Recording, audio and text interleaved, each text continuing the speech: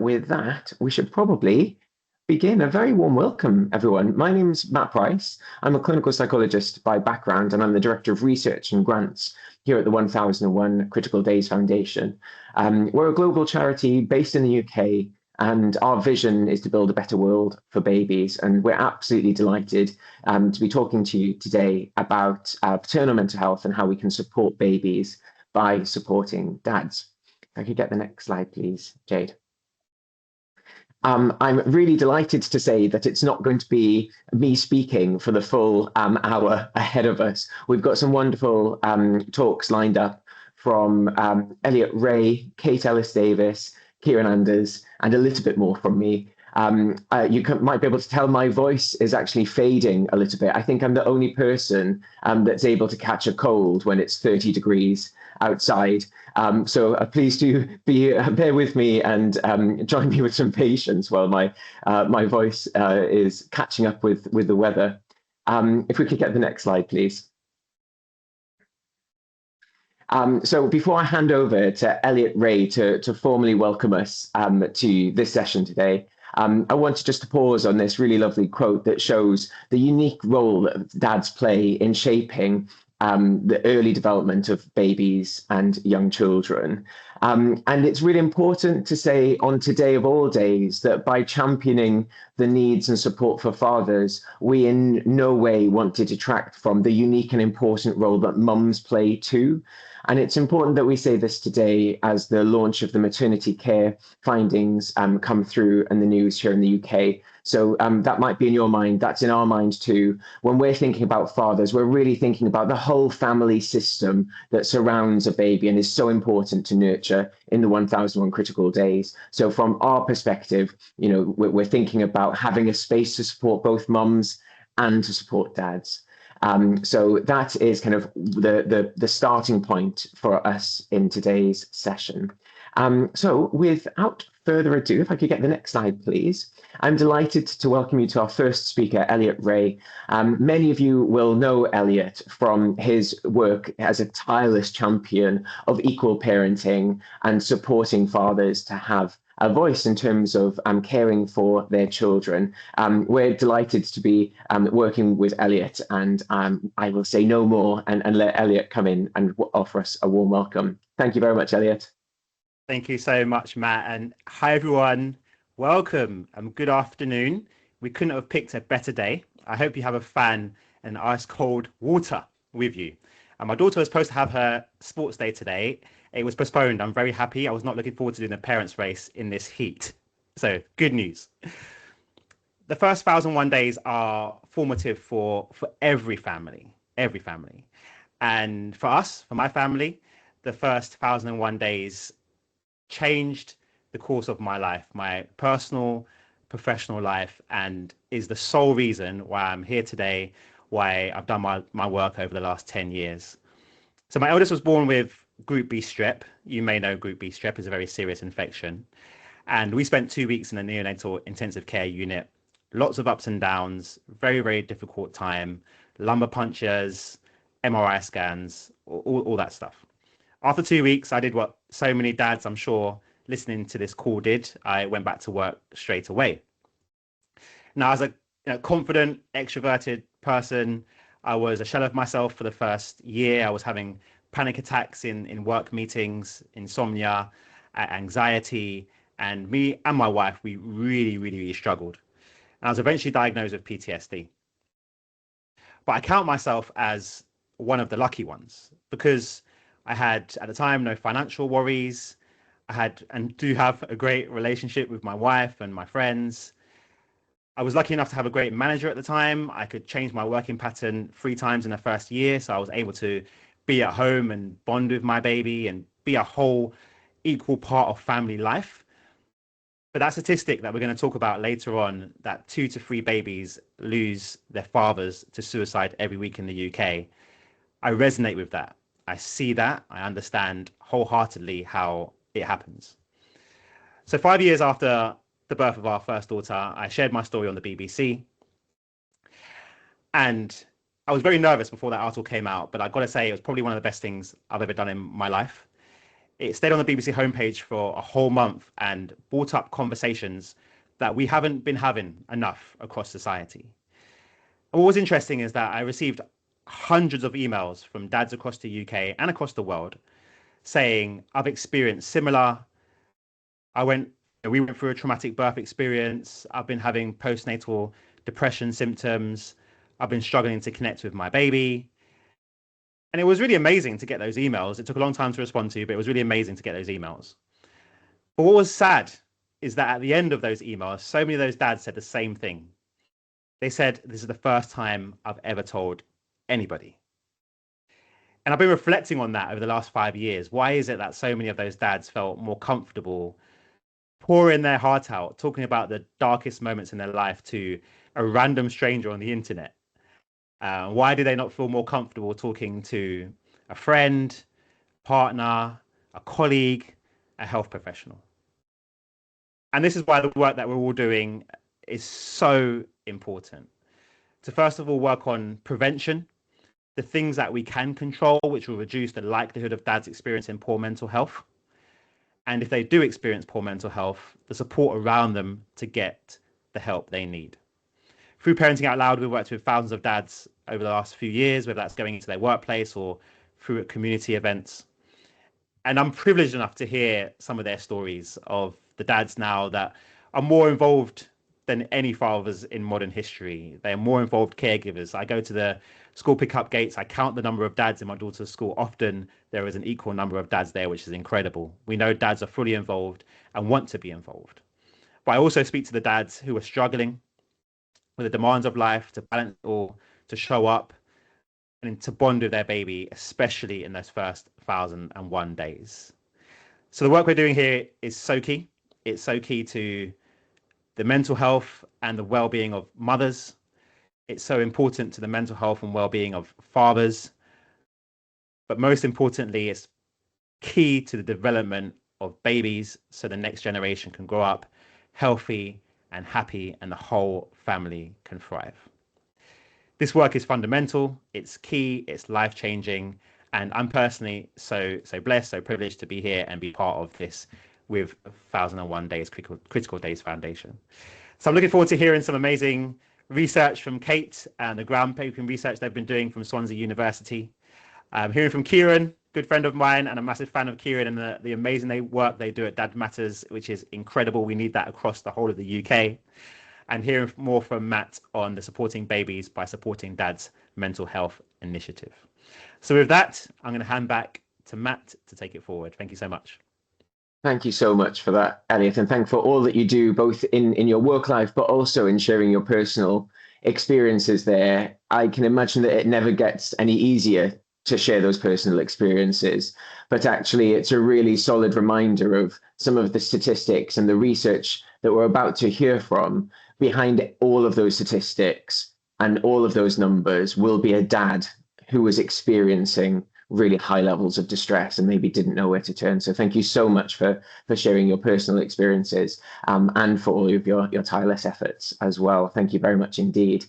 I have popped in the chat function that there will be an opportunity for some discussion and questions and answers at the end. So please do use that Q&A function as we go through. Don't feel like you have to remember all of your brilliant questions for the next hour. Just pop them in the chat. We'll pick up as many as we possibly can at the end. I don't know about you, but for these sorts of events, I always really enjoy the discussion that comes following the presentations. So please do see this as an open invitation for you to get involved through the Q&A function. For those of you who have joined after the warm introduction there, I just wanted to say my name is Matt Price. I'm a clinical psychologist by background and Director of Research and Grants at the 1001 Critical Days Foundation. And we're hosting this event today because we care so passionately about supporting babies by supporting dads. And also that we have a very firm belief that if we support dads, then we also support babies and mums and the whole family system. So this isn't about supporting dads to take away from the support that mums deserve and sometimes require as well. So without further ado, I am delighted to introduce you to Dr. Kate Ellis-Davis, who's going to talk to you about some of the research that she's been doing into this very important area. Thank you so much, Kate. Thank you for that lovely introduction and for this event. It's fantastic to see over 100 people be part of this from international grounds as well, and different disciplines. So I chair the interdisciplinary perinatal mental health group, and that group is based. I'm based at Swansea, but it's a global group. And we're really focused, as Matt's just mentioned as well, about the whole family system. There's a beautiful Winnicott quote, which I love, which is, there is no such thing as a baby. There is a baby and if you don't consider the and that keeps the baby going is there for that baby, you're missing a big chunk of what the evidence can show you. So in the interdisciplinary perinatal mental health group, we've focused on that whole family system across this major life transition, which can be wonderful and life affirming, but it can also be associated with real struggles across that period. Everything in someone's life can be changing, from their biology to their work, their relationships, their occupational status, their financial status, their housing status. And if you change one of those things across in your life, that can be a trigger for stress and well-being concerns. In transition to parenting, all of those things are up for grabs. So if we can just change the slide there, fantastic.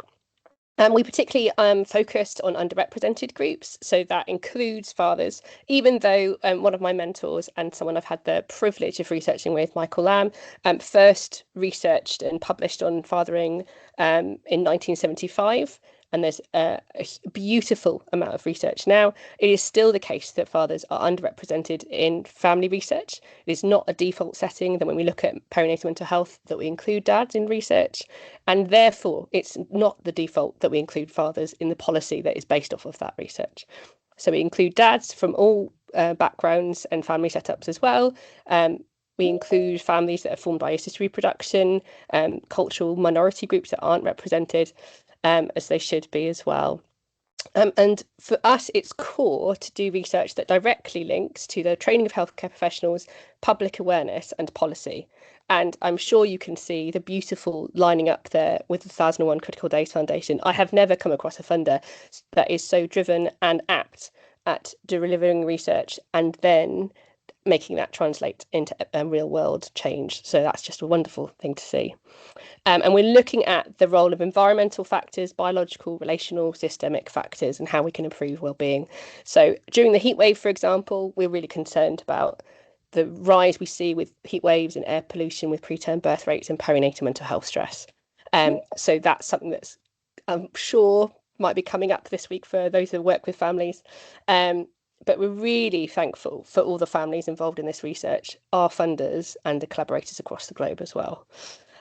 So little spiel there over this particular project, and thinking about what we've gone on, if we go to the next slide, is this first 1001 critical days and creating a first national rate of paternal suicide. Now, as I mentioned, Michael Lamb's been researching fathering since 1975. We have had self-reports, measures of paternal mental health. We've had self-report questionnaire measured data and surveying of suicide ideation and suicide risk. Unfortunately, over the decades of this research, we have not seen that research translate into increased public awareness to the level we would like, either or in healthcare professionals or in policy or legislation or practice.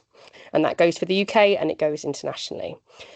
Even though across this wealth of research, we can see that transition to fatherhood can be associated with mental health challenges, that parents, mothers and fathers, for as long as I've been researching families, mothers and fathers have been telling me that they want and need fathers to be included in the screening for mental health, and they feel that lack, that silence is loud to them. And that is coming at us from all angles of the family system telling us that.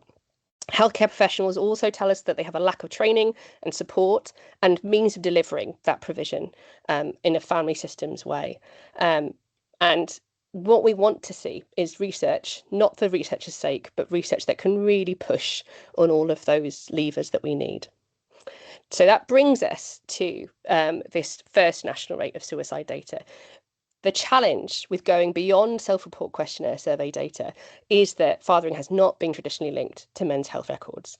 And when we had the opportunity to use the Sale Data Bank, which enabled us to triangulate all the data with birth registry, death registry, coroner's reports, we were able to uncover this national rate. Not a small task, a really necessary one. So if we can go on to the next slide.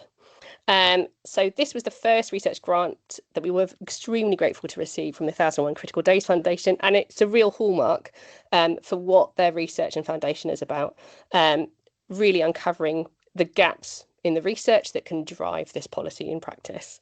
And the aims for this was not just to write a pretty looking peer-reviewed publication, even though that's a really important part of it as well, to share with the academic community and push that forward, but it was aiming to feed into the developing NHS men's health strategy, to submit that as part of evidence for trying to get fathering linked to men's health records, and deliver on a national screening and support policy for men's mental health. That would be success in our eyes. So when we did the work in this project, what did we find? So the next slide, please. Sadly, we were worried that we would find what we did. 75 to 80% of all suicides happen with fathers as the victims of that, men as victims of that, sorry. And so we were worried that the suicide rates would be as high as we found. But depending on who we spoke to afterwards, that appeared shocking or sadly expected, based on people's experiences with men and their mental health over that transition to fathering. We view every suicide as a life lost that could be saved and could be intervened in. So we found that the national rate of paternal suicide across that first 1001 days, so pregnancy 3 to 2, was 7 times higher than maternal suicide rates in that same period.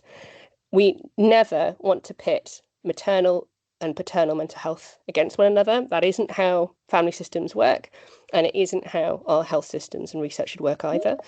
Having that contrast is there only to demonstrate that we are rightfully dismayed and horrid and angered by suicide being one of the leading causes of maternal mortality over this period. And we need to have that same level of distress and urgency for action when we see that many children are losing a father, a male parent as well, across this period.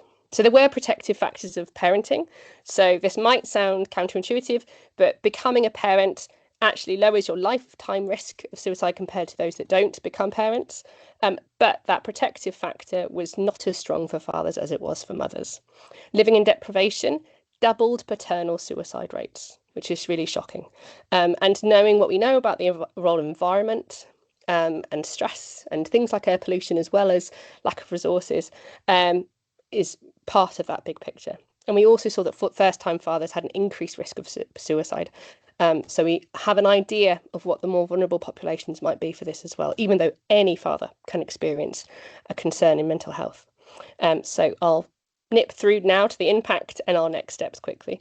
So this was picked up nationally and internationally, which is fantastic and lovely in and of itself to see a public discourse of this in the media. And that was really stretching across America, Europe, Australia, the UK. But where we want to see is that pickup translated. So we had a paper published on the urgency that paternal suicide is for policy and practice. That was co-authored with our research team and Matt Price as well. We submitted the evidence from this work to the Developing NHS Men's Health Strategy, and there is within that now a perinatal mental health section, which is amazing to see. Part of this was submitted to the NHS England for consideration with their developing process for linking fathering to men's health records, which should have started now from the start of this year in England. We want to see that across the UK and internationally. And we had multiple third sector organisations contact us and tell us that they had cited the work we had done in their bids for funding to deliver paternal services across that period, which is just unbelievable and fantastic to hear. And we've been contacted by academics internationally and practitioners internationally that want to try and replicate this work. It is a big task to try and create these national rates of paternal perinatal suicide, because internationally and globally we don't have that linkage between fathering and men's health records, which allows you easily or much easier to have a national registries of these deaths by suicide, have national policies based around reducing that as well. But we're making that progress and that noise, which is fantastic. And then last of all, before I shut up and let the next section move on, is our next steps. We need a national rate of paternal mental illness that is not coming from self-report. We've had discussions across with health providers. And again, even though we now have the suicide rate, they need, in order to make the arguments and the planning for provision in screening, intervention, prevention, monitoring, you need to have that quality, high-level data coming from those sources as well to build on the arguments that self-report data has previously made and drive that forward to what we want to see in practice and policy being evidence-based. We need to investigate those vulnerable groups. Deprivation came up significantly in the suicide data. We know, as I mentioned, it's linked to air pollution levels, increased perinatal mental health concern, it increases preterm birth rates. We're going to see more of that in terms of air pollution quality, heat waves that we're in currently. This is a real time issue that we're experiencing now. And we need to look at that in terms of thinking about how we treat traumatic births and preterm births in supporting the whole family system. That's parents, that's siblings, the whole ecosystem there. And having that fathering linked to mental health records across the UK is really fundamental to that. You can't address an issue if you can't see it. And we need to have that linkage there and monitoring in place to be able to see it. And lastly, I would argue that we really need to move from a reactive process to a proactive, evidence-based public health approach to supporting the whole family system across that perinatal mental health period. So that's some insights from the research that we've done. Again, thank you so much to the families and the funders and the collaborators. Hey, thank you so much for distilling that. I mean, to say that you were able to talk about that research in such a short space of time, knowing how much effort, energy, time, and resources went into creating it is absolutely tremendous. And I think these next steps really do show what a priority we need to make for the whole family system, supporting mums and dads if we're going to support babies. Thank you very much indeed. And no doubt colleagues on the call will have questions. Please do use the Q&A function. Kate and I know each other of old, and whenever we attend events, we are the question askers. So I encourage you to be like Kate and ask lots of questions. Thank you very much, Kate. Jade, if I could get the next slide, please. Brilliant. Thank you so much. So here in the UK, we have had a real champion in supporting dads on the ground in Kieran Anders. And I'm absolutely delighted to be introducing him today as the National Lead for Dad Matters, which is a project powered by Home Start UK. Many of you may know Kieran already, but if you don't, then you're in for a real treat in hearing him talk about the brilliant work that he does across the services that he supports to make a real difference to the lives of fathers. Kieran, over to you. Thank you very much. It's great to be here and such great speakers to be on a webinar with. Elliot and Kate have been instrumental in some of the work we've kind of done over the last few months, but also some years back. So it's great to be able to speak to everyone. Please do put questions in the Q&A. We don't want to be sat at the end not answering any questions. So I'm going to talk to you today about where we came from, really briefly, a little bit about what we've done this year, and then what our next steps are. So the story so far is Dad Matters is a Home Start project. It was developed in Greater Manchester by Home Start Host alongside the Early Attachment Service that was led by Dr. Pauline Lee to create an innovative approach to engage with dads in their babies' lives. So really thinking about babies at the centre of the service. How do we support dads to understand what babies need and how they need it? How do we reach those dads in a way that means that dads who do struggle and do need that support can access a service without having to rely on them reaching us. We spent a whole year doing a pilot where we developed 3 different ways of working: universal engagement, professional engagement, and then one-to-one support.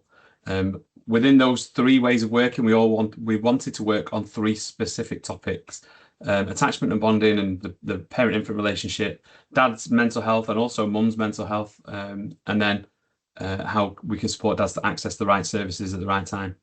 Those three elements of work I'm going to talk you through in a minute, and the stats from this year, but they're really focused on going to meet dads. We're not waiting for them to come to us. We don't set up groups and advertise on social media for dads to come. There's a space for those groups, and there's lots of them that are doing great work. We signpost into those groups regularly. But what we find is that the dads that really are struggling with things like PTSD after birth trauma, or dads with postnatal depression, dads whose partners are really struggling, they're not seen in those services, and we want to reach those dads in a place where they feel comfortable talking about being a dad. So we go to them. After that first year, we were commissioned to scale the project into Greater Manchester, which we did really successfully over the next couple of years. And then we started to share the project with other local home starts, starting with Salford, Gloucestershire and Warrington. We then started to think about how this is great that we can share with local home starts, and more home starts were interested, more local commissioners, both local authority, NHS, public health, were interested in commissioning the project. And so we started to think about how do we develop a manualized version of this. And we went through many iterations. And in the last year, we have transitioned the project from Home Start Host, which is a local home start within the federated network of home starts, into Home Start UK. So it's a central part of the Home Start offer. Any home start in the UK can pick it up and deliver it if they have the funding locally to do that. And we support them with how to do that. And I'll talk a little bit about that in a minute. So this year, this is just 1 year's worth of data. If you'd like to look at the previous 9 years, you can go onto our website and find that, dadmatters.org.uk. This year, we've reached 17,249 dads. I'd like to point out that is all one-to-one conversations with dads in a space where dads are thinking about themselves as a dad. We don't include social media contacts or emails or messages. This is all face-to-face. Every one of those dads was asked how they are. They were given a resource that was educational before it was an interventional. So our resources don't say, come to us if you're struggling. They say, here's some of the things you might be struggling with. Here's how to know that you're struggling with them. Here's how to get to know your baby. Here's how to understand your mental health. And here's some of the places you might find some support, which includes us.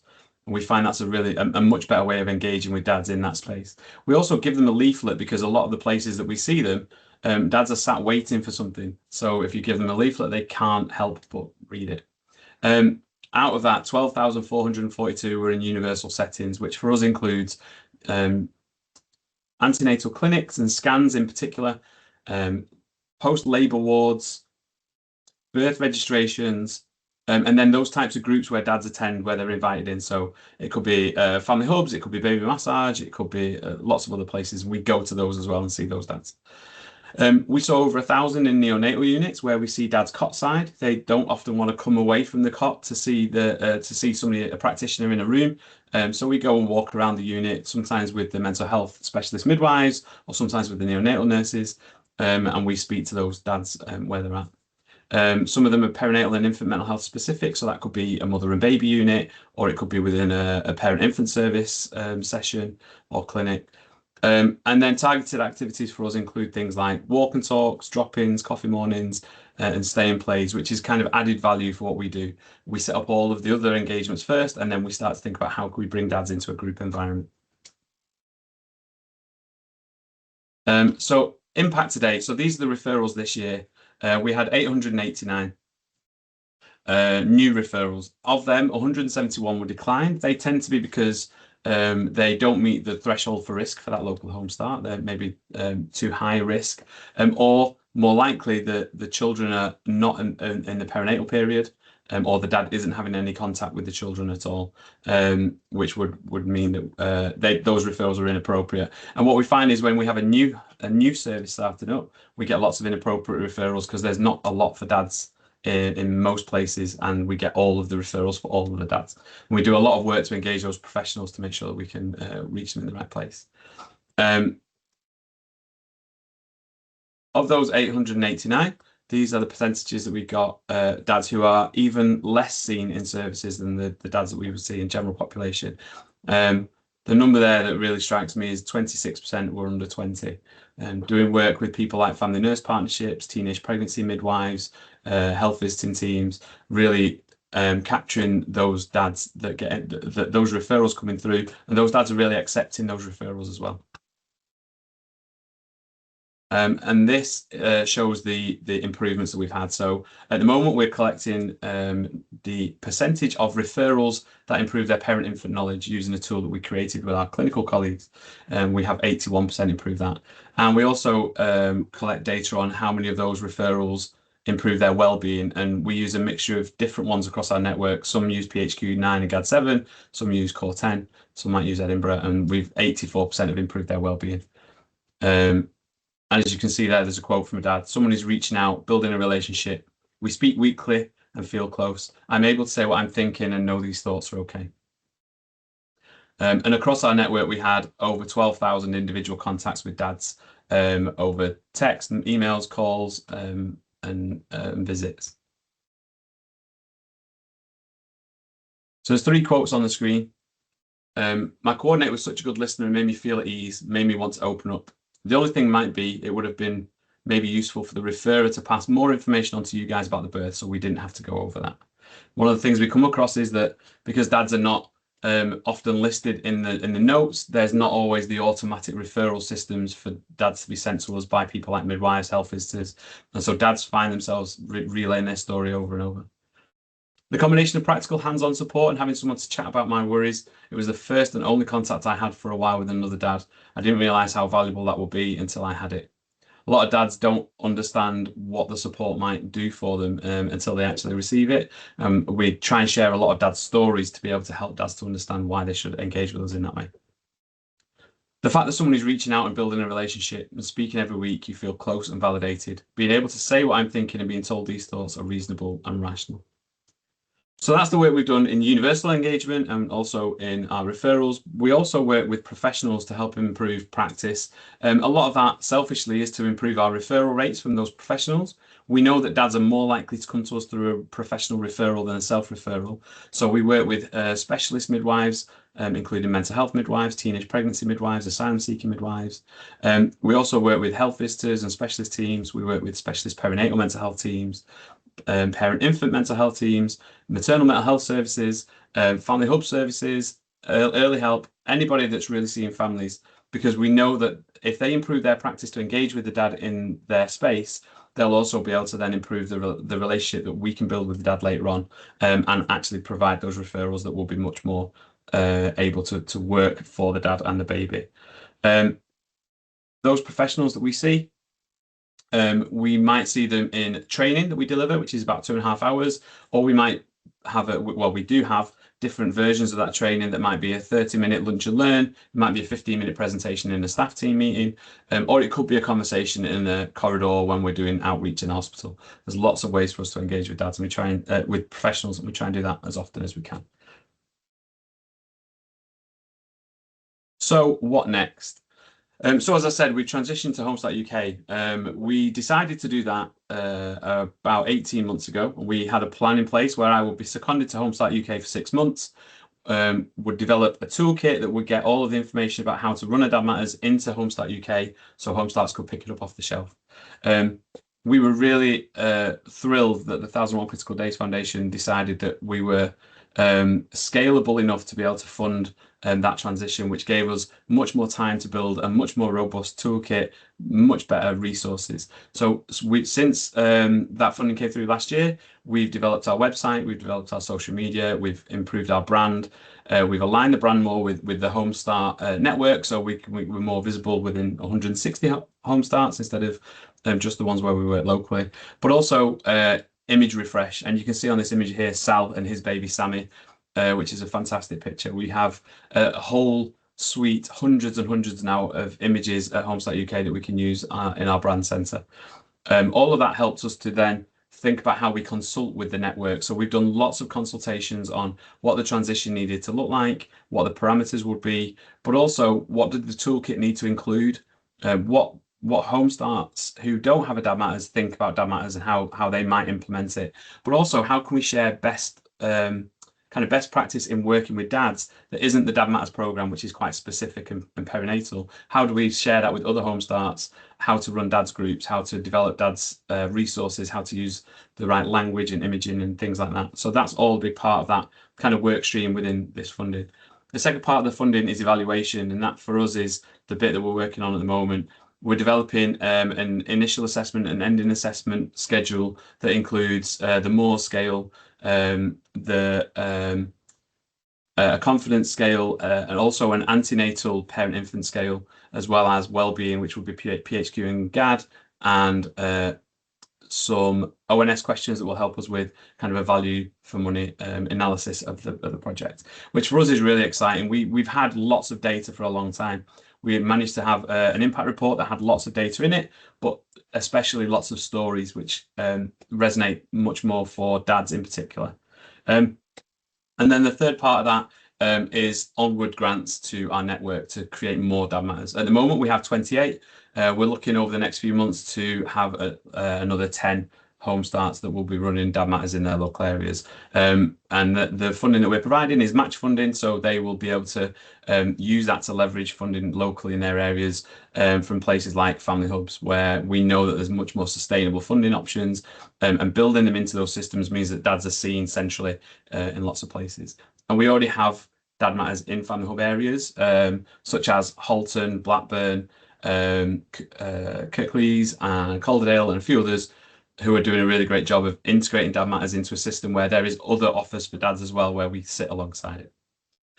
That's everything I wanted to say in 10 to 15 minutes, which is less than we would usually use for throwing all this at you. But please ask any questions if you do have any at the end, and get in contact with me if you need to have a chat.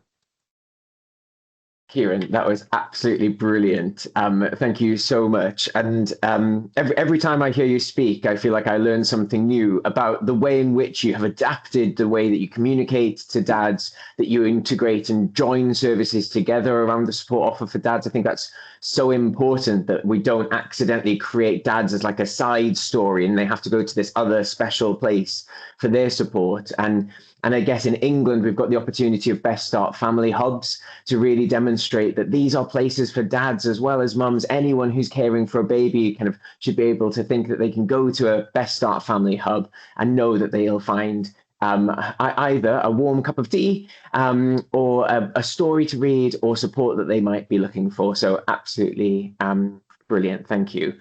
So I'm going to talk us through some slides next. And so let's skip on to the next one so I don't have to look at that picture of myself for too much longer. So thank you very much, Jade. The speakers that we've heard so far have, I think, really beautifully described what I'm going to describe as the dad lag. So this is the kind of gap in the support that's available for fathers. So let me talk you through this kind of step by step. So if I could get the first click, Jade, thank you. We know now from the research, Kate mentioned research about fathers has been going back decades. So we know that babies are uniquely shaped by the experiences that they have with dads as well as mums. Babies need networks of secure attachment relationships. And we're really clear on that from a research perspective these days. If I could get my second click. We also know that in the UK and around the world, there have been tremendous strides over the past couple of decades in thinking about how we recognise mental health difficulties for mums in the 1001 critical days and how we can best support those difficulties. So if we take England as an example, colleagues across NHS England have done a tremendous job in creating specialist community perinatal mental health services, mother and baby units. And it's really quite strange to step back and think that those services didn't exist. There was a time in history that wasn't actually that long ago where that support wasn't available to mums. So it's absolutely brilliant and so important that we recognise the strides that have happened there.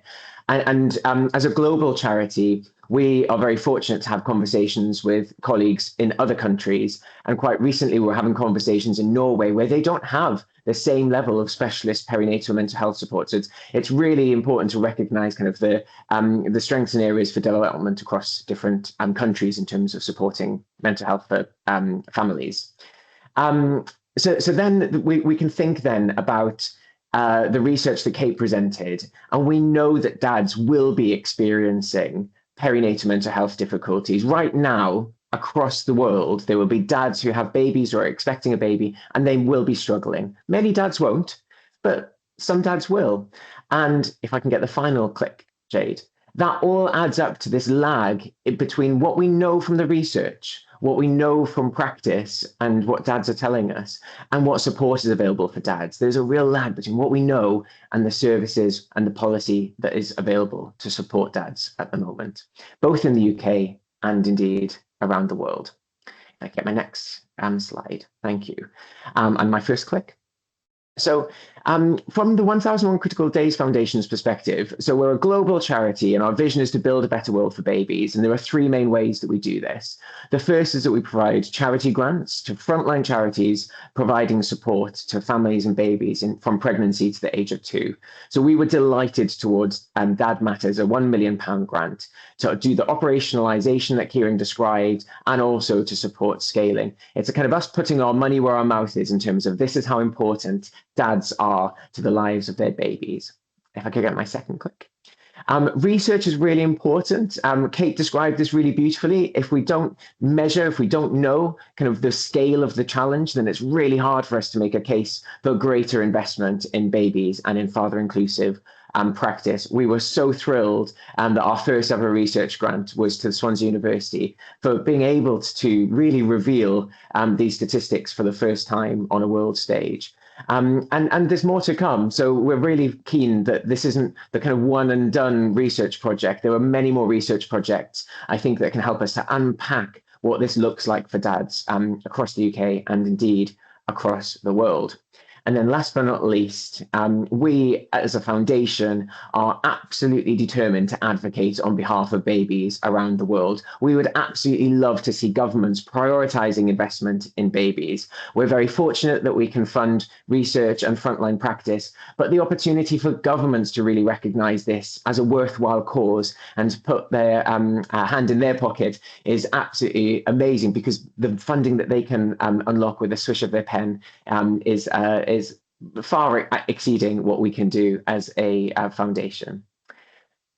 If I could get the next slide. So you've got a good sense, hopefully, from the presentation so far about the research that we've commissioned and the frontline practice. But from an advocacy perspective, how does this all add up to kind of policies that we could be supporting both in the UK and around the world? So we think that there are three main policy recommendations that will help us to support babies by supporting dads. The first is to really recognise dads in any national guidance around mental health, and particularly around the kind of 1001 critical days. We know that our experiences in babyhood shape the adults we'll become. So if we're going to prioritise mental health for men, then prioritising that in early infancy is really, really important. Next click, please, Jade. The next up is we'd really love to see dads routinely included in services and support at a local level. And Kieran described at the moment some of the challenges about why this doesn't happen and why support services like Dad Matters are really important to kind of nudge this at a local level.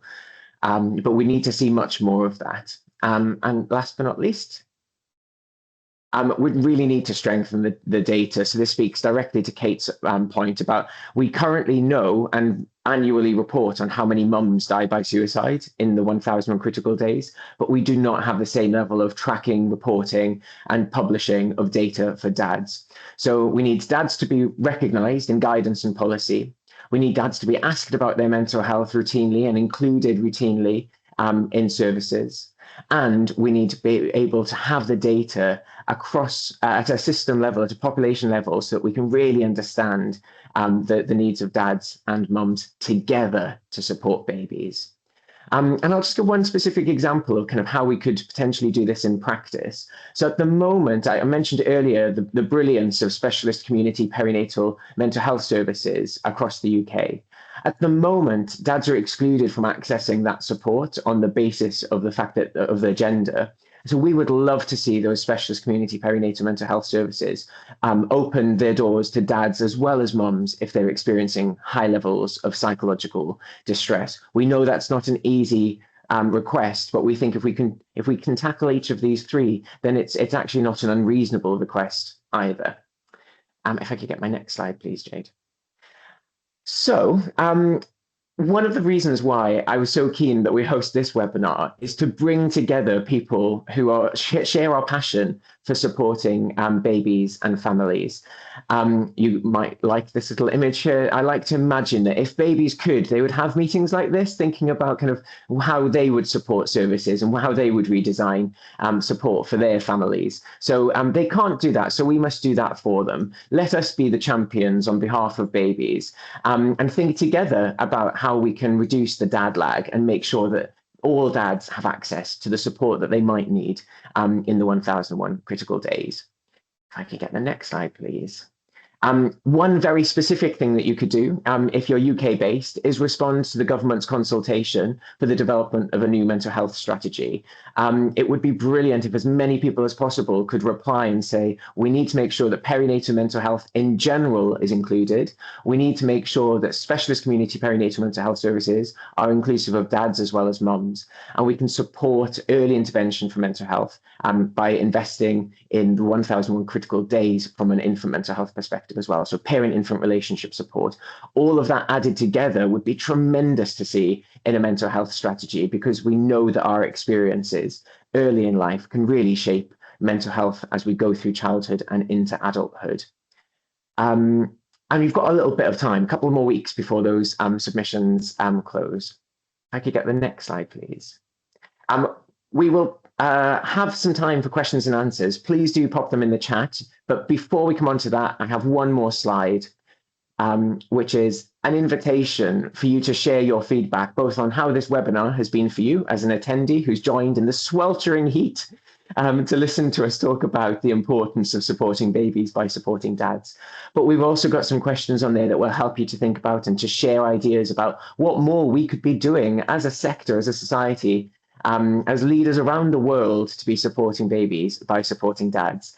A link has just gone in the chat. You can scan the QR code. But really, we need to imagine that we're the baby sitting around that table and thinking, what needs to be different for us in the future and indeed now. Thank you very much, Jade. Let's close down the slides and move to the Q&A.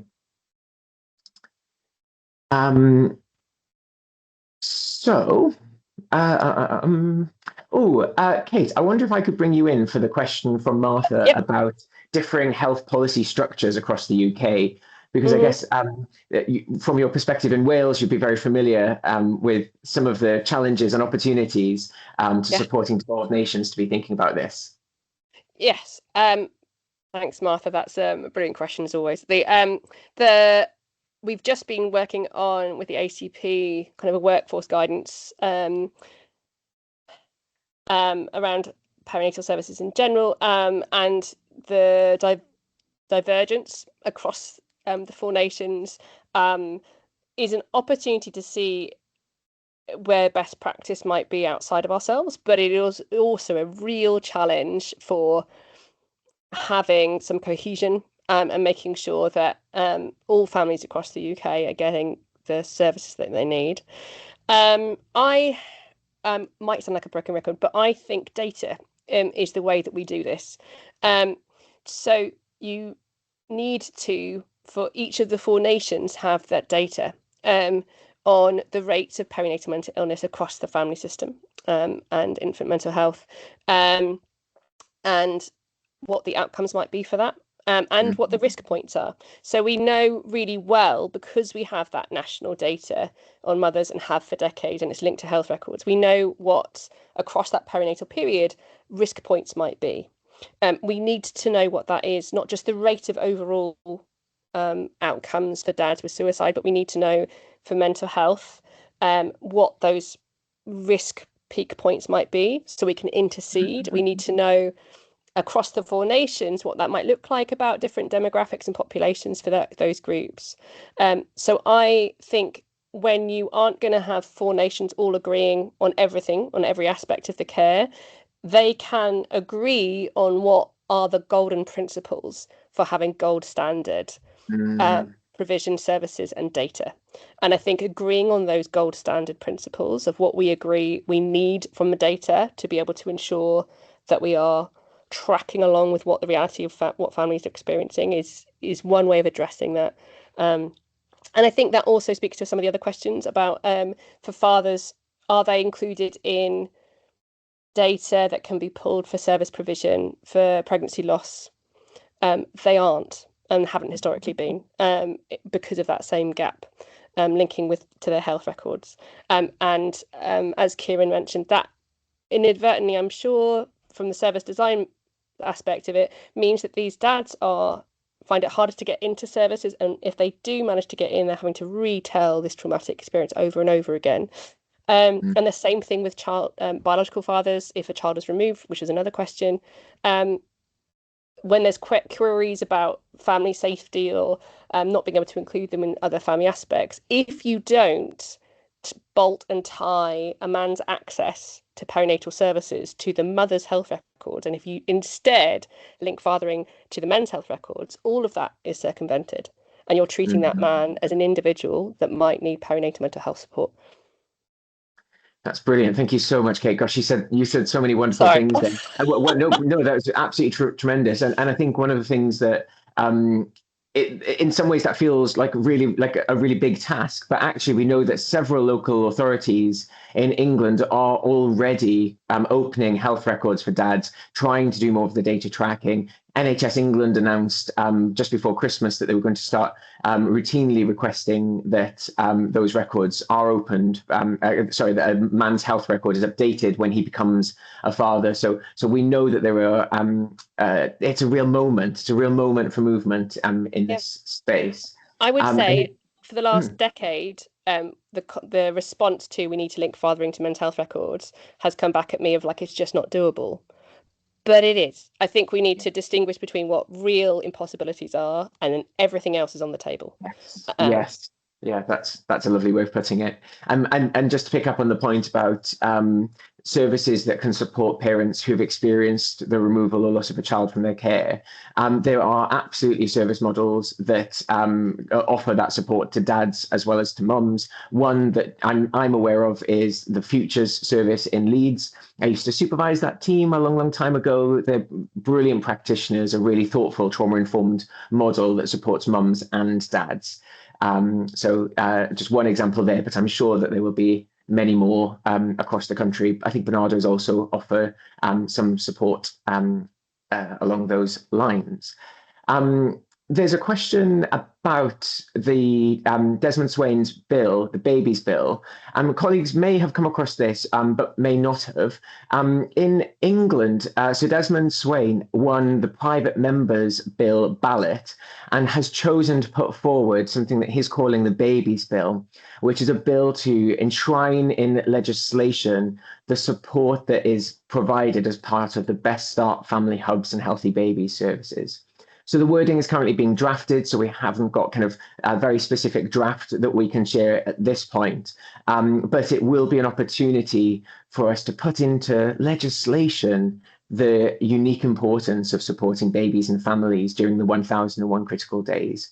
So going back to kind of what does that mean for the things that we've been speaking about today? The Healthy Babies element of the Best Start Family Hubs and Healthy Babies programme talks about the importance of supporting perinatal mental health and parent-infant relationships. And so the bill would enshrine in legislation that support, and that support is not mandated just for mums or just for dads.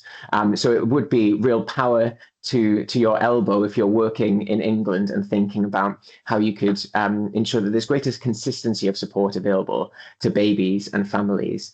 So please do contact your local MPs and help to champion that bill as it works its way through the legislative process. As the 1001 Critical Days Foundation, we're supporting Sir Desmond, and so we'll be making sure that we come back to the sector with regular updates on how that's going. And if you're joining from overseas and you'd like to hear more about that legislative work, then please do let us know by completing the survey.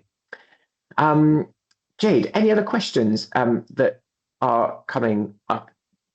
There's quite a few in the Q&A function there. Should I? Yeah, so I think one that's been asked by Nina is around kind of research from the Institute for Government, and it's around that was released last week, which highlights persistent attainment gaps for boys eligible for free school meals from the early years onwards. So she's asking, what role do you see father-inclusive perinatal and early years practice playing in addressing this inequity, particularly in shaping early attachment? There's a lot more there, but I just, thought we could address that question. Brilliant. Yeah, thank you. I can't see that comment, but my immediate reaction is there's some research from the University of Leeds that looks at when fathers are more actively involved in the care of their baby and young child, educational outcomes improve. So there's something, some very specific moderators between when a father's active role in caring for a baby and future educational outcomes. So I'm sorry I can't see the detailed comment, but I hope that gives some sense of how important it is to ensure that dads feel supported and empowered to play an active part in their baby's life. And Kate, did I see that you wanted to come in as well? Sorry. You feel free to mute me if so we do know that perinatal mental health is a key predictor, whoever's parenting the child, of school readiness. So school readiness is this, and I'm sure I'm preaching to the choir for lots of people here, but school readiness is this set of skills that is not necessarily academic in nature, but they are skills that are fundamental to enable you to access and engage and fully get the benefit of starting formal education. So can you feed yourself? Can you clothe yourself? Are you toilet trained? Can you socially interact with others? Can you cooperate? Can you share things, etc., etc.? We have seen a real increase in the number of children starting school who do not have school readiness. That has drastic impacts on every child's learning in classrooms and the stress on teachers. And knowing what we already know about the links between perinatal mental health and school readiness, I think that should give us real pause for what we're doing. And the fact that perinatal mental health doesn't stop at the end of when the children turn 1 or 2, we need to be thinking more extensively into the lifespan. Yes, I love that. I love that, Kate. I read some research just last week that found that you could predict with 87% accuracy at birth mental health difficulties when a baby turns 7. So it's just astounding to think about how much we can identify and understand about the 1,001 critical days shaping future outcomes, for better or worse. And it's not a life sentence. Support in this time can really make a meaningful difference. This isn't destiny. I was going to pick up on Rika's question from Home Start Hungary. A very warm welcome to our webinar. I wonder if I could invite you to complete the survey, and we will get your contact details, and perhaps we can arrange a meeting with Kieran. Sorry, Kieran, we don't have time to bring you in now, but I'm confident, knowing Kieran, that he would love to talk to you about where to start. It's probably the conversation that he's had most often with local home starts across the UK. So that all remains to be said is thank you so much for joining us. It's been such a brilliant session to hear from different speakers and to have so many wonderful questions in the chat. I'm sorry that we haven't been able to get to all of them, but let's see this as a start of a conversation that will be continued rather than the start and the end. Thank you all so much. It's been a real pleasure. Take care.